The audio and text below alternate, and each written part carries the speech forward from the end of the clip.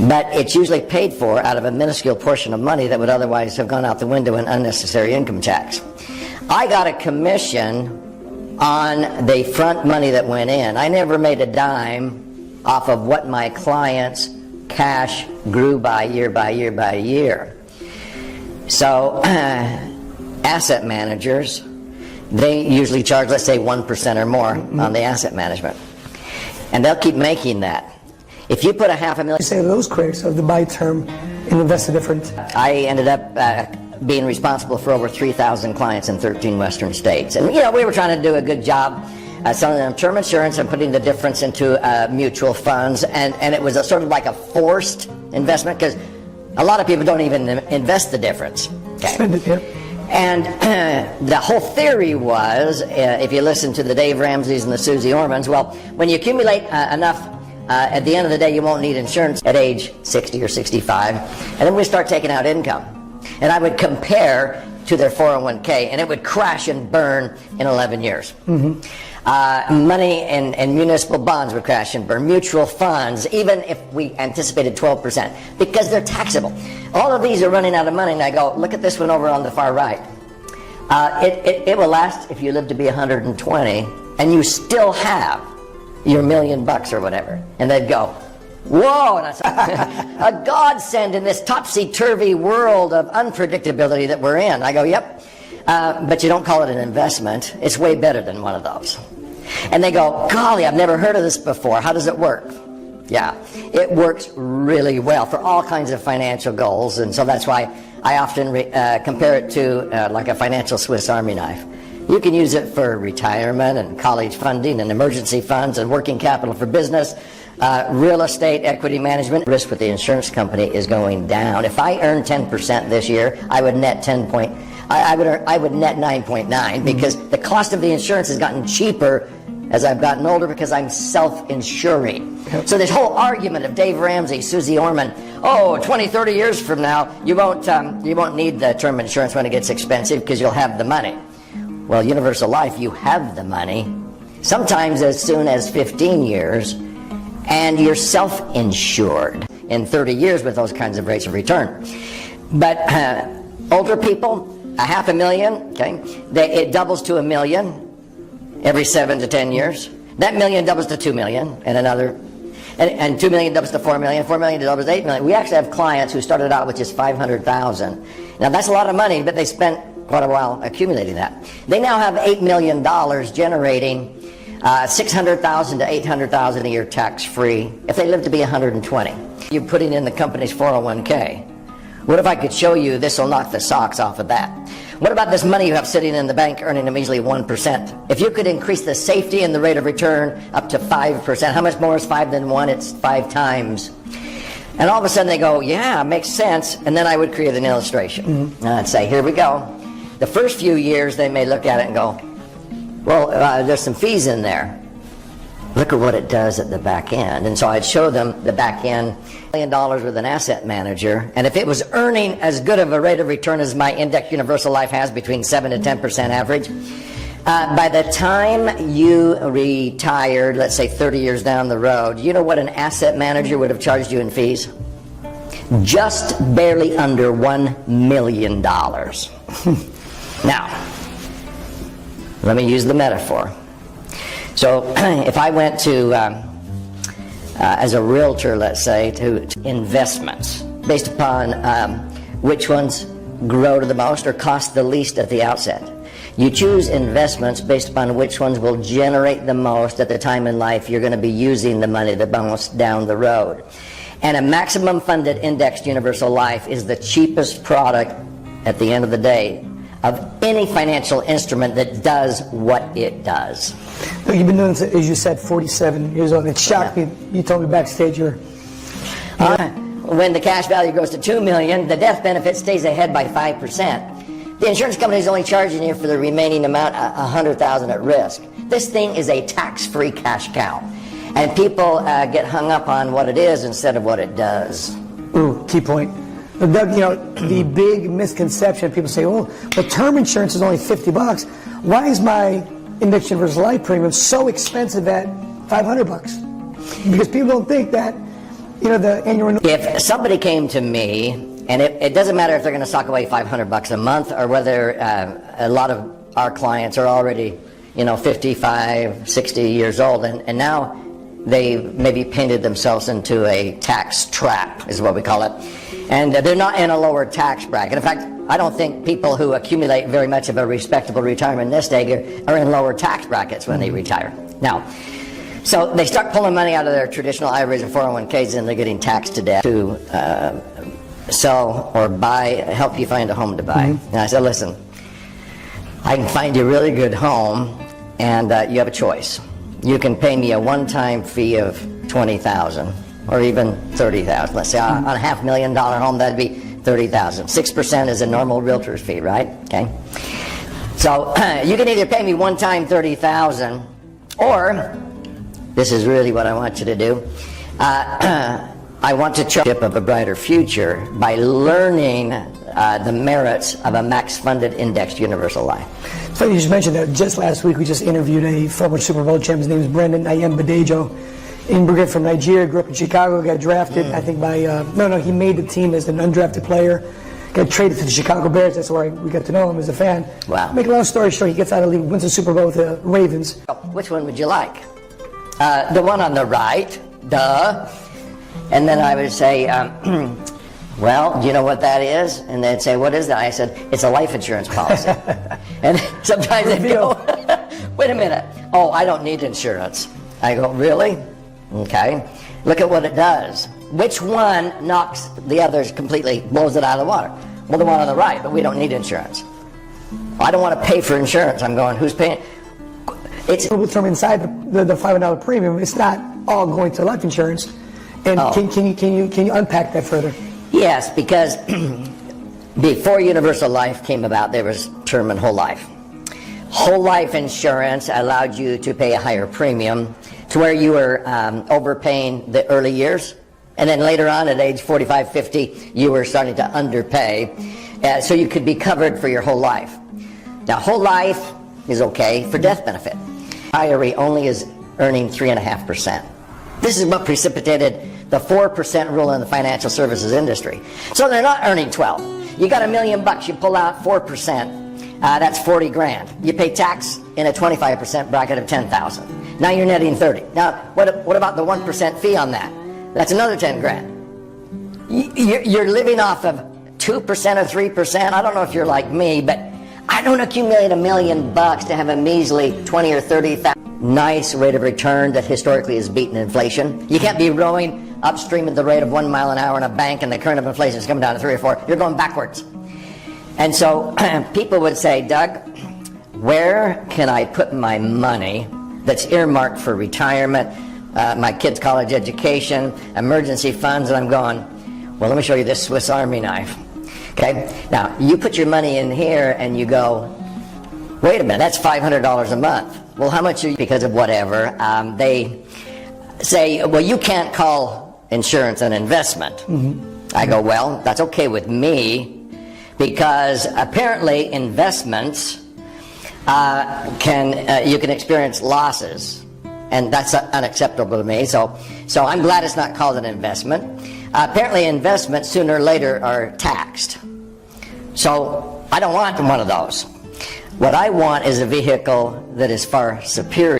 So here is this instrument, financial vehicle. You put money into it, accumulate your money tax-free. It allows you to access money tax-free and not outlive your money if you live to be 120. And when you die, whatever's left in there blossoms and increases in value and transfers income tax-free. Now, whenever I ask audiences that question, what would you call something that does that? Predictably, it's usually people on the front row yell out, a miracle! But the flip side to that is, well, you don't think that people at the fund manager, they don't charge you a fee? And what's worse about that is they charge you a fee, not only in the good times, but also in the bad times. So when you're losing money, they're still charging you a fee. How would you respond to those? Thank you for asking that question, because, a lot of times critics will talk about, oh, the fees, insurance, you have maybe a front-loaded commission or something. And I'll go, okay, let's use a comparison here. Market goes up. When the economy is up, you get to participate. But when the market goes down, you don't lose because your money's not at risk in the market. So you can earn average rates of return of 7 to 10%. If you know rule of 72, you divide your interest rate into 72, it tells you how fast your money doubles. So your money's going to double every 7 to 10 years. So if you put in, let's say $500,000, I don't care if it's $500 a month. $500 a month will grow to over $1 million, as you know. Sure.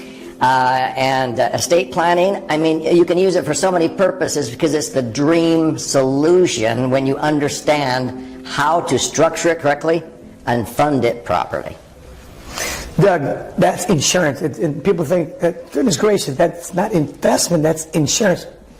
So, Doug, the stereotypes as well, the only people that really make money with life insurance are people that are commissioned to make money selling it. $1,000 net to buy gas, groceries, prescriptions, and golf green fees. That's pretty pathetic. With my Index Universal Life, I was able to participate in the market without the risk. When the market went up, I'm able to earn. When it goes down, I don't lose because of indexing. So in answer to your question, by having my money there, I'm able to earn average returns. Conservatively, I've earned 8.2% net, cash on cash. So oftentimes people come into the conversation and, hey, you know, life insurance should never be an investment. Life insurance should be separated from your 401k, all those different things. What would you say to those folks who are having that type of discussion with their financial professionals? Yeah, because unfortunately, in the financial services industry, Matt, and I've been around a long time. Just a little bit. Yeah, just about 47 years now. And it's interesting because the financial services industry anymore when it gets expensive. When Universal Life came out in 1980, E.F. Hutton was the brainchild of that, okay? They weren't in an insurance company. And they were the ones who said, wait a minute, we're out here. Did you ever play red light, green light when you were a kid? Sure. Okay. So the stock market, we had money in mutual funds. It was like playing red light, green light. So there were some periods where you might take 20 steps forward. You get 20% return, but then the next year. So many times I'll say, well, what would you call something that you put money into? It's not an investment, but you put money into this thing. It's an incredible vehicle, and it accumulates tax-free at really good rates of return, not pie in the sky, but average rates of return of 7 to 10%, which is the equivalent of getting 15% or more in a tax-deferred IRA or 401k. And when the next year, you have to take 10 or 15 steps back, up and back, up and back. The stock market is like a person with a yo-yo, maybe hopefully walking up some stairs, let's say. Well, when Hutton realized the average rate of return, even if you earned 12%, let's say you finally accumulate $1 million in a retirement nest egg and you're earning 12%. That's 120 grand a year. You pull out 120,000, you're taking 12 steps forward, you're taking 4 steps back in tax, between federal and state tax. When they developed Universal Life, it was primarily for living benefits. So even though you put in $500, people that would come to me wanted to increase the liquidity on their money that was earmarked for retirement, for college funding for their kids and so forth.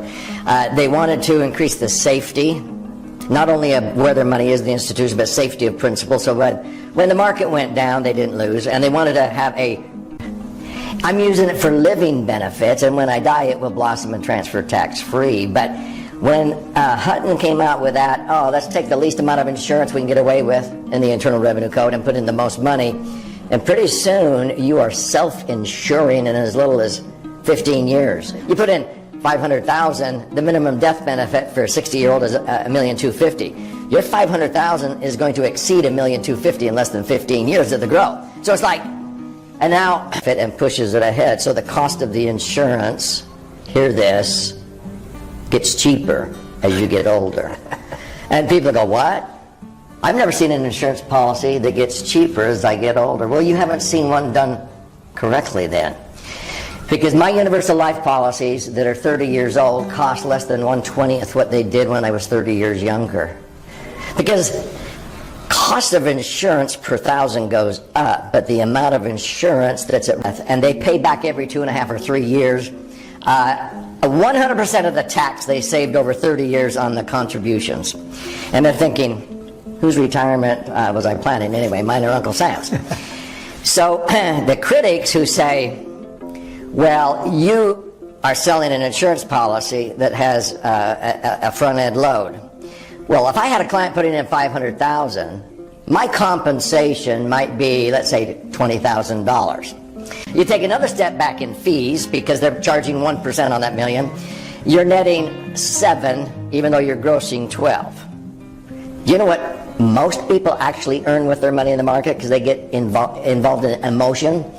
They watch, like in 2001 to 2003, they watch the market go down, down, down, down, and they finally say, enough already, and they sell. They sell low, and then they wait, and they buy high. So Dalbar, who studies investor behavior, says the average, especially recharge you 1% on the price of that home, the value of that home, as it goes up in value every year for the next 30 years.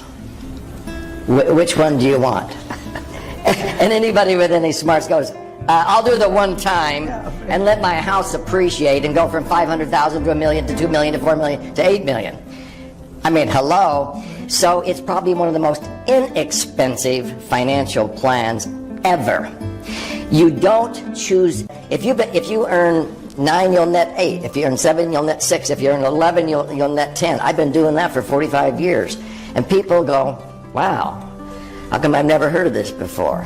Well, I've heard of it for 45 years, but don't follow the herd, putting money in IRAs or 401ks. The best advice I've ever heard, don't follow the herd and don't listen to the mainstream media because they're part of the herd. You need to break away and take ownership. It's not costing, it's making you money. Okay, if you don't really want the insurance, make me the beneficiary then. but choose the one that's going to accumulate your money the best, tax-free, and generate the most income, and when you die, it blossoms and transfers. And finally, they would get it and say, oh, you mean that's net? I'm going, yeah, that's the net. Everything that you're looking at there is after the cost of the insurance, which is now this. Over the life of it, I'm going to be 69. Yeah, I told you my first watch was a sundial. Yeah. You look great. So Doug, when you're looking at strategies that became very popular in the 70s and 80s, which was buy term and invest the difference, which still today is still an ongoing argument with all the information education still out there, still arguing that this financial concept is still a solvent strategy. I think, there's a lot of people out there just unaware of the other side. So what would you... $1 million nest egg can generate $80,000 a year of tax-free income, whereas most IRAs and 401ks, you're going to be lucky in the market to net to earn 4 and net 3 or 2 because of the taxes. And so when Hutton came out with it, I went, this is buy term, invest the difference on steroids. People don't invest the difference. If I maximum fund it, my cash value pretty soon equals the death benefit.